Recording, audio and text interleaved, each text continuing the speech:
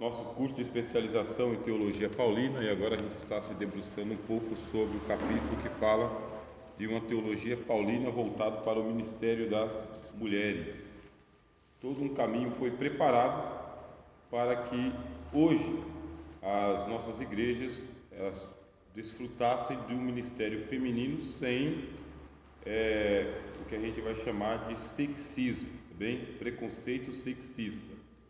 Então, mas há um caminho longo que foi percorrido pelo próprio Espírito do Senhor Jesus e também pela igreja, para que o ministério feminino ele ocorra e ele aconteça dentro da igreja sem o preconceito sexista. O que seria esse preconceito sexista? É uma leitura que se faz das Escrituras Sagradas como se a Bíblia fosse machista. A Bíblia não é machista, tá bem? Agora, a Bíblia ela é patriarcal, isso tem que ser reconhecido também, com honestidade. Existe um patriarcado nas Escrituras Sagradas e não existe um matriarcado. Quer dizer, o matriarcado é aquele negócio de que a mulher vai tomar conta da família, aconteça o que acontecer. Não é aconteça o que acontecer, é se acontecer a morte do homem, do marido, do patriarca, e não houver um filho, homem, que venha assumir a posição do pai, aí vai acontecer o matriarcado. Isso é raríssimo. Agora, morreu o homem na família, com quem fica a chefia dessa casa? Fica com um filho primogênito, o mais velho. Se ele for menor do que 13 anos de idade, aí vai acontecer o matriarcado. A mãe, ela vai assumir a hegemonia da família. Isso aí no Antigo Testamento, isso aí na cultura bíblica, tá bem? A mãe vai assumir a hegemonia da família até que este menino, ele cresça. Aos 13 anos de idade, ele vai assumir a sua maioridade civil. Ainda assim, ele é um menino. Então a mãe vai tomar conta para que este menino ele cresça e ele se torne um patriarca. Isso aconteceu na história de Josias, o rei Josias. Bem, então o rei Josias ele precisa assumir a monarquia, mas ele era muito menino quando o pai dele morreu. Então ele precisa ser tutorado, ou como a gente costuma falar de mentorado. E quem que era o mentor do Josias? Os sacerdotes. Os sacerdotes eles vão mentorar, quer dizer, tutorar a criação de Josias, do menino, para que ele possa assumir o trono. Então, via de regra, a Bíblia ela é patriarcal, sim, bom? Ela dá ao homem o dever de tomar conta da sua casa. Consequentemente, esse patriarcado que existe na casa, ele vai para as sinagogas também. Então, as sinagogas elas são majoritariamente de homens. E o lugar das mulheres na sinagoga é um lugar secundário, ao lado dos pais, ao lado dos irmãos, ao lado dos maridos, ao lado dos filhos. Isso aqui vocês leram neste livro que foi recomendado para vocês. Então, quando nós estamos estudando temas polêmicos como esse, a gente não pode inventar história, a gente tem que ser fiel ao que está escrito, ao que a história construiu, ao que nós temos de conteúdo bíblico. Agora, a igreja, ela não é patriarcal. É isso que tem que ser entendido em um curso de teologia. A igreja não é nem patriarcal e nem matriarcal, meus irmãos. O apóstolo Paulo fala que em Cristo nós não somos nem macho, nem fêmea, nem bárbaro, nem cita. Nós não somos classificados de acordo com o gênero, a classe social ou a cultura que a gente pertence. O que acontece em Cristo? Por exemplo, o Espírito ele não é nem macho nem fêmea, o Espírito Santo. O Espírito Santo não é homem, tá? O Deus Pai não é homem. O Deus Filho é o Filho do homem. Mas o Pai, enquanto Deus, não existe gênero. Nem mesmo para os anjos existe gênero. Anjo masculino e anjo feminino. Também não tem. O Senhor Jesus disse, na ressurreição serão como os anjos. Nem se casam, nem se dão em casamento, porque são filhos da ressurreição. Acaba a distinção genérica. Agora, fato é que o Senhor Jesus ele nasceu homem. Fato é que o colégio apostólico ele era composto por 12 apóstolos, homens, mas o Senhor Jesus ele era assistido pelas mulheres, acompanhado pelas mulheres, e muitos discípulos do Senhor Jesus, muitos mesmo, eram as suas seguidoras, as mulheres. Quer dizer que existe um ministério feminino em um Novo Testamento, sendo que o Senhor Jesus vai trazendo esse ministério feminino para ficar lado a lado com o ministério dos homens. Agora, vai dar funções apostólicas para os homens e funções discipulares para as mulheres. Por quê? Porque Cristo também sabe que existe uma sociedade e dentro dessa sociedade existe a sua própria ética, sua própria estrutura. Nenhuma abertura vai ser feita de um dia para a noite. Essa abertura é como colocar uma cunha. Os irmãos que são aí do interior sabem como que se coloca a cunha. Você abre uma fenda e vai batendo até que a cunha ela se ajusta com a fenda e assim a enxada ela não cai. Agora abre uma fenda de uma hora para outra e tenta colocar uma cunha lá, a enxada vai cair. A mesma coisa acontece com o ministério das mulheres. Não é algo que se vem dentro de uma sociedade patriarcal e machista, sabe, hegemonicamente tomado conta pelos homens. Você não consegue simplesmente falar o seguinte: ó, os homens de lado e as mulheres tomam poder. Isso também não é reino. O que acontece? O Senhor vai colocar o seu modelo, aonde existe um ministério que ele é hegemonicamente para os homens, por causa da sociedade, e também esse ministério voltado para mulheres e crianças, dando primazia para as mulheres mais velhas, tá bem? Existe uma hierarquia proposta pelas cartas do apóstolo Paulo, e esta hierarquia é que as mulheres mais velhas, elas ensinam as mais novas, e ensinam as mulheres, e ensinam as meninas, e ensinam os seus filhos também. E aí Paulo começa a destacar essas mulheres que elas podem ser referenciadas como líderes. Por quê? Por causa que existe muita libertinagem, não somente no mundo das mulheres, como dos homens também. Muita libertinagem. Mas uma coisa é certa, tá, irmãos e irmãs? Uma mulher libertina, isso aí nas culturas, tá bem? Uma mulher libertina coloca homens libertinos no bolso, tá bem? As mulheres libertinas, elas superam os homens em libertinagem. Então, algumas sociedades que são sociedades comandadas por matriarcas, por mulheres mesmo, onde as mulheres têm a hegemonia, têm o poder, têm a liderança, e os homens eles são diminuídos nesse papel, mostram assim o quanto que o homem fica enfraquecido pelo poder da mulher, o empoderamento da mulher. Mulher tomou o poder, ela supera o homem. Quer dizer então que o Senhor Jesus ele vai se embater com esse dado cultural e também esse dado que ele é da natureza, bem? Da natureza. A natureza é o seguinte: a mulher, em sua natureza, ela tem a natureza de ser a mãe. Inclusive, algumas esposas se tornam mães de seus maridos, tá? Mães mesmo, tratam os seus maridos como filhos, tanto na braveza quanto no dar ordens, quanto no mandar e corrigir também. Às vezes confunde o marido com o filho, e o marido confunde a esposa com a mãe dele. É a mãe dele mesmo. Ele lembra do jeito que a mãe falava e ele fala: não vou nem arrumar confusão com essa minha nova mãe, porque senão depois ela entra em greve e aí fica ruim para mim.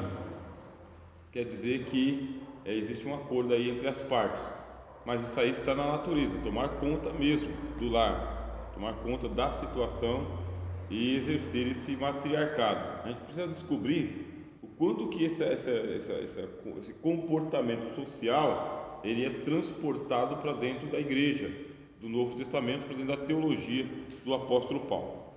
Então o Senhor Jesus ele começa a fazer uma abertura, ele dá mesmo espaço para que as mulheres livremente cheguem perto dele, exerçam o ministério livremente. Não há nenhuma censura do Senhor Jesus ao ministério das mulheres, mas nenhuma censura. Você não vai encontrar o Senhor Jesus censurando as mulheres. Você vai encontrar várias vezes o Senhor Jesus censurando os discípulos.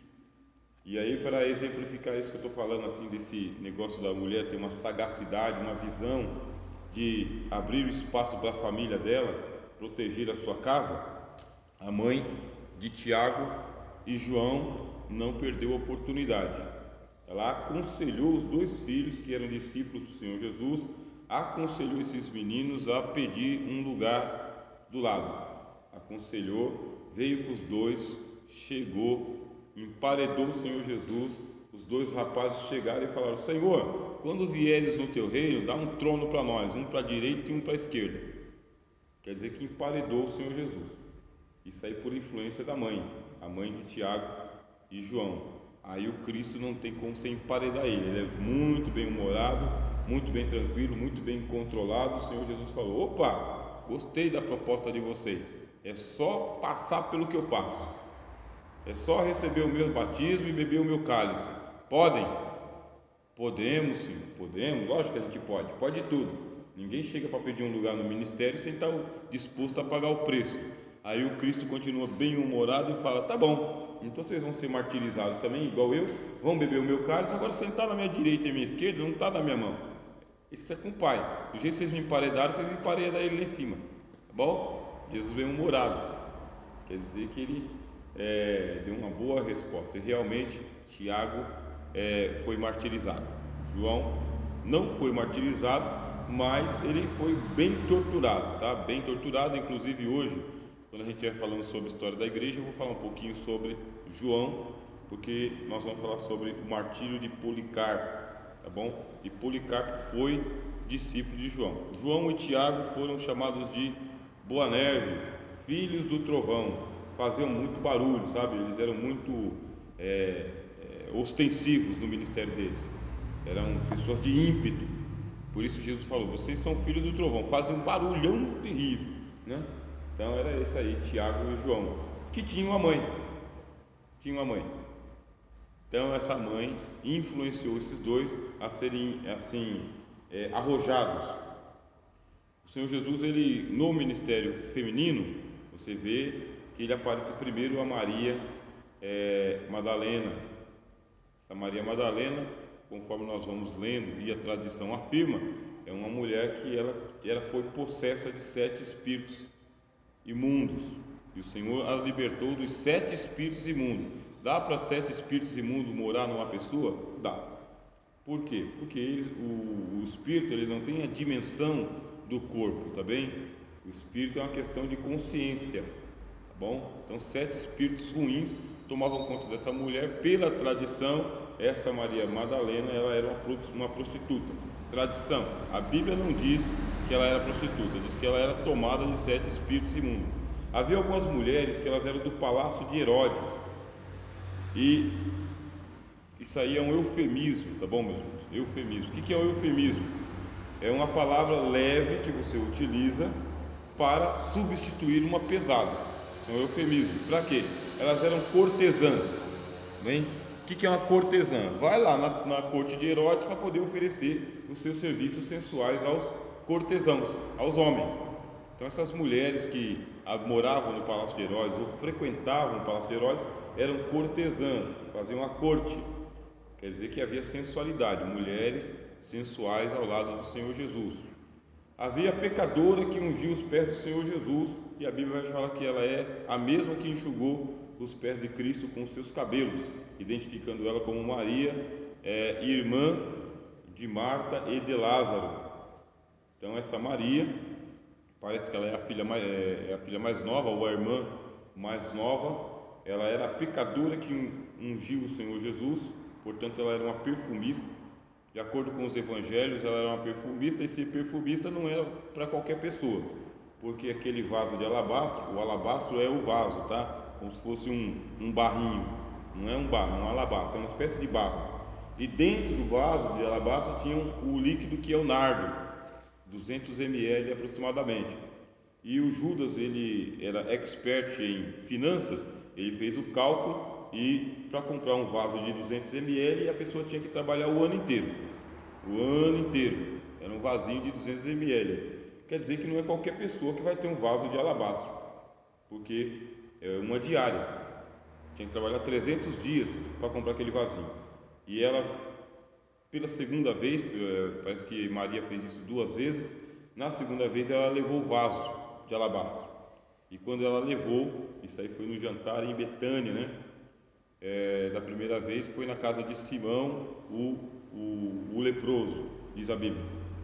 Na primeira vez a mulher entrou e ela chorando, ela chorou, não levou o vaso de alabastro, ela chorando, ela beijava os pés do Senhor Jesus e enxugava com seus cabelos. Na segunda vez, além de chorar, ainda levou o vaso e quebrou a tampinha e colocou, parece que no cabelo do Senhor Jesus. E a casa toda foi inundada pelo cheiro. Começaram a incomodar aquela mulher, e aí o Senhor Jesus falou: por que incomodais esta mulher? Ela veio preparar o meu corpo para o sepultamento. É mais ou menos aquela frase, né? Você tem que cuidar de mim enquanto estou vivo, porque depois que morrer é só pôr no caixão. Então, as demonstrações de afeto devem acontecer nesse tempo, porque quando a gente passar para o outro lado é só missa para quem é católico, né? Para quem é evangélico nem missa tem, é só colocar lá na urna e vir para casa esperar a volta de Jesus. Quer dizer, essa mulher, essa Maria, ela vai fazer parte da comitiva do Senhor Jesus também, e ela tinha dinheiro, hein? Para comprar esse vasinho aí, tinha dinheiro, ou ela mesma era perfumista. Então, se ela era perfumista, ela tinha esse vasinho lá. Mas ela era uma pecadora, a pecadora que ungiu os pés do Senhor Jesus. Nenhuma censura para ela, nem agora e nem quando Marta veio tirar ela dos pés do Senhor. Não, ela escolheu a melhor parte e vai ficar por aqui mesmo. Nenhuma censura para ela, nenhuma censura para Maria, a mãe do Senhor Jesus também. Foi atendida pelo Senhor quando ela veio pedir auxílio para o Cristo, né? Ah, mulher, não é a minha hora. Mesmo assim, o Senhor Jesus falou: olha, vem aqui, pega aqueles vasos lá, vocês vão trabalhar, enche aquelas 6 talhas ali, vamos fazer mais de 1000 litros de vinho, se povo beber à vontade.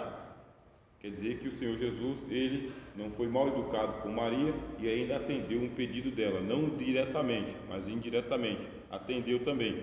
Cuidou dela, porque no dia da sua morte ele chamou João e falou: cuida da minha mãe, agora ela é sua mãe e aí está o seu filho, tá? Cuida dele como se fosse seu filho.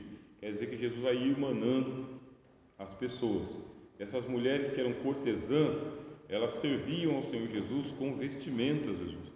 Jesus ele era bem trajado, tá? Ele usava bons cortes, porque a Bíblia diz exatamente isso, que elas traziam vestimentas. Por exemplo, a gente imagina que aquela capa que o Senhor Jesus recebeu deve ter sido tecido por elas, deve ter vindo uma alta costura daquele tempo. Tanto é que na hora de rasgar a capa, os soldados decidiram que não vão rasgar a capa porque ia perder o valor. Então jogaram dados para saber quem ia ficar com aquela capa, porque ela era um tecido nobre, era uma bela capa. O Senhor Jesus ele era bem trajado, e quem cuidava dele? As mulheres também. Elas tinham alguma credencial, alguma insígnia, algum diploma, alguma coisa assim? Não precisava. Os apóstolos também não tinham, tá? Credencial, distintivo, os apóstolos também não tinham. O Senhor não dá distintivos e nem credenciais, Ele dá os dons. E os dons não dependem do vaso do lado de fora, e sim do homem interior, da pessoa que é nascido de novo. Esse é reino de Deus. E elas vão ocupando, tá bem? As mulheres vão ocupando mesmo arrojadamente o ministério. Tanto é que aonde que vai acontecer a descida do Espírito Santo? No cenáculo que pertence provavelmente a Maria. Bom, cenáculo provavelmente pertence a Maria ali, e elas estão sempre reunidas o tempo inteiro. A gente vai vendo aquilo que eu falei para vocês da cunha, né? Coloca-se a cunha e começa a bater. Olha aqui, o Espírito Santo descendo. Aonde está descendo? Quem está recebendo? Quem é a testemunha, a primeira testemunha da ressurreição? Quem serve o Senhor com nobreza, com o melhor que tem, o melhor perfume, as melhores vestimentas, a melhor adoração? Quem é que está fazendo isso? Quem que está passando à frente? Porque o Senhor Jesus fala: os filhos do reino são jogados fora, mas as prostitutas e os cobradores de impostos entram adiante deles. Então coloca também as mulheres aí que são prostitutas para dentro do reino, não por serem prostitutas, nem por serem mulheres, mas por serem pecadores que reconhecem o Senhor Jesus como digno do seu serviço, digno.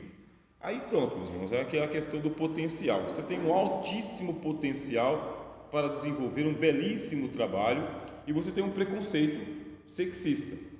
Não, aqui não pode, porque aqui quem manda somos nós que vestimos calça. Por isso não, elas colocaram calças também. E agora, quem manda? Quem manda?